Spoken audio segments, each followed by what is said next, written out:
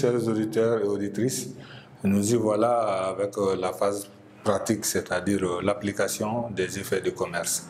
Nous avons évoqué la séance dernière, c'est-à-dire lors des modules de cours portant sur les études des effets de commerce. On a abordé premièrement la définition d'un effet de commerce et en second lieu aussi les différentes situations des effets de commerce que nous pouvons rencontrer. Et après cela, nous avons dit que l'effet de commerce, une fois créé, serait mis en circulation bien sûr. Évidemment, si l'effet est mis en circulation, il y aura plusieurs possibilités qui pourront se présenter. L'objet du cours de la séance d'aujourd'hui, c'est de voir les différentes possibilités de la circulation d'un effet de commerce. À ce niveau-là, on ne va pas trop tarder. On avait dit qu'il y a 3 situations qui peuvent se présenter à nous. Premièrement, l'effet, une fois créé, peut être encaissé directement par le bénéficiaire. Donc là, ce sera l'encaissement direct de l'effet. Nous allons voir l'écriture comptable. Et ensuite, si il y a d'autres possibilités encore. Au lieu d'encaisser, ce sera mis à l'escompte, c'est-à-dire l'effet sera négocié. Et pour cela, il y a des écritures aussi qui vont s'en suivre. Ou bien la troisième possibilité, au lieu que ça soit encaissé ou négocié, l'effet va être remis à l'endossement, c'est-à-dire ce même effet va servir à payer la dette d'une autre personne tierce qui va intervenir dans les circuits. Voici les 3 possibilités à laquelles nous allons voir les écritures comptables. Si possible, illustrer ça par des exemples d'application. Ok? Donc, on ne va pas trop tarder. Nous y revenons ici. Grand 2, circulation des effets de commerce.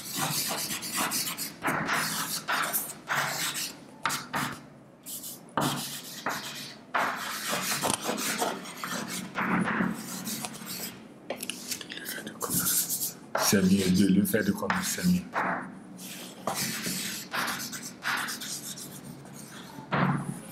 Ok. 1, 2, 1. Nous allons voir ici. Encaissement.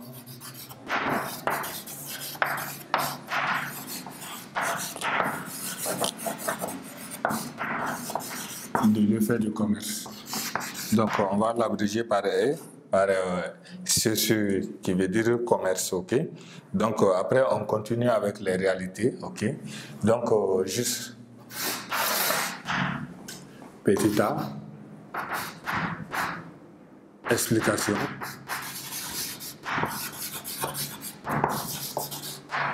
petit b, traitement comptable, traitement.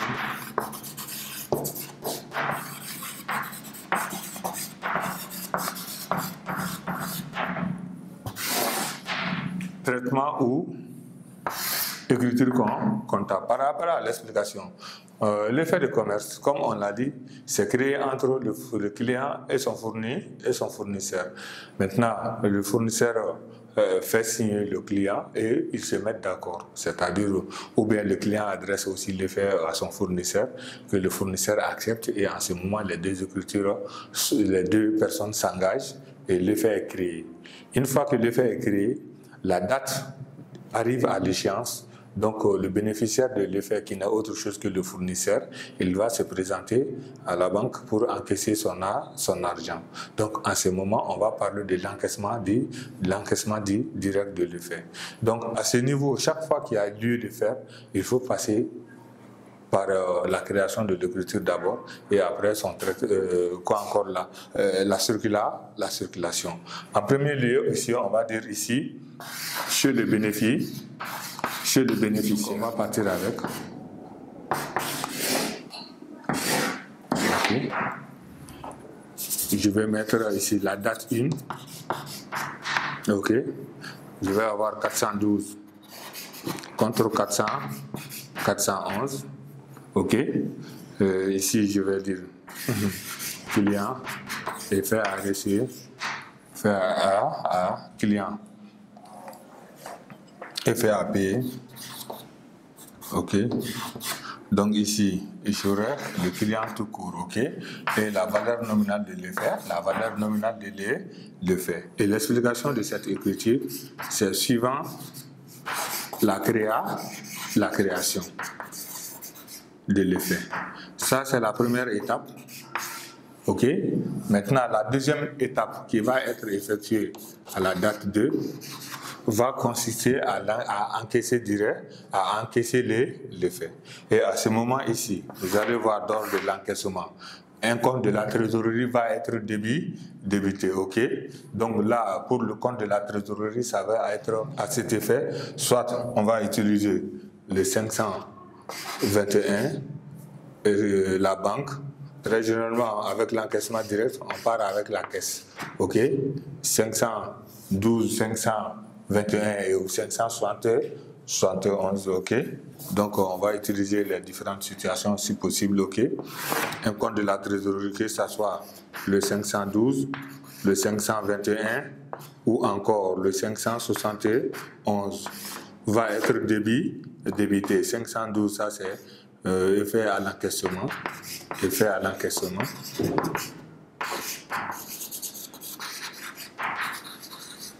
Ou on a 521, la banque qui va être débitée, ou encore la caisse va être débitée avec la même valeur nominale, je vais être VN, et à ce moment, le 412 va être crédité, je mets la valeur nominale, ok.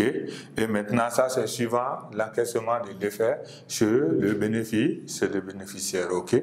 Donc à la matière, ce qui est important, c'est de situer par rapport à l'énoncé, parce que l'énoncé vous donnera une précision. Si c'est l'encaissement direct de l'effet, si c'est l'effet encaissé, vous allez utiliser forcément le 512, ou bien encore si c'est en espèces ou bien par chèque, vous allez utiliser 521 ou bien 571, ok, et toujours les 412 va être crédité, ok.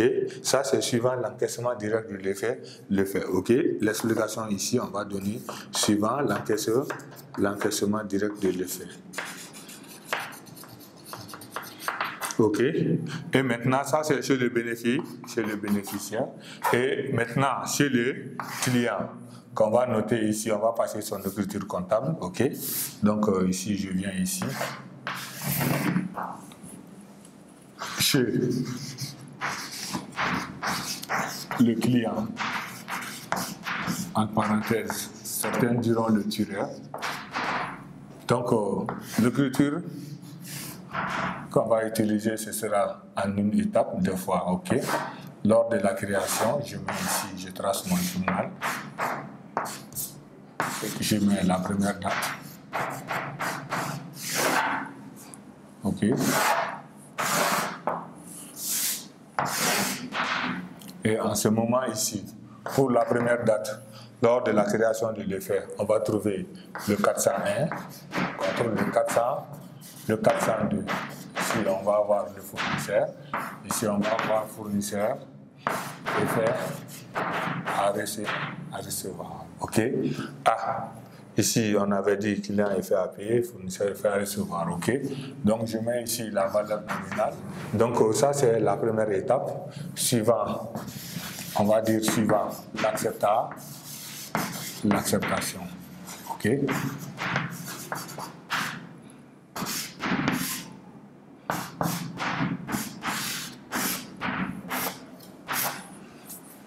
Ok.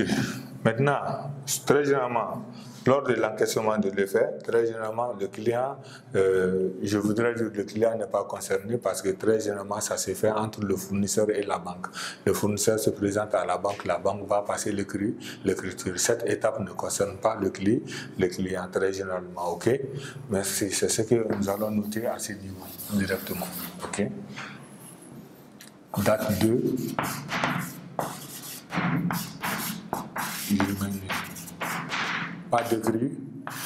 Pas d'écriture concernant le client. Ok?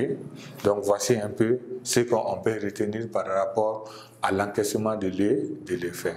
Maintenant, l'effet est créé au lieu d'encaisser l'effet, c'est-à-dire attendre la date d'échéance pour pouvoir bénéficier.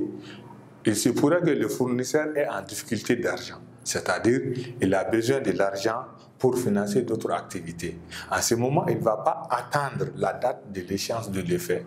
Non, il fait se présenter à la banque pour bénéficier de l'argent de l'effet.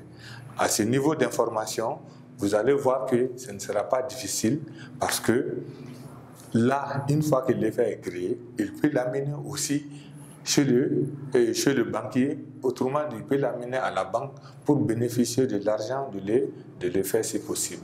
Voici un peu les différentes faisabilités.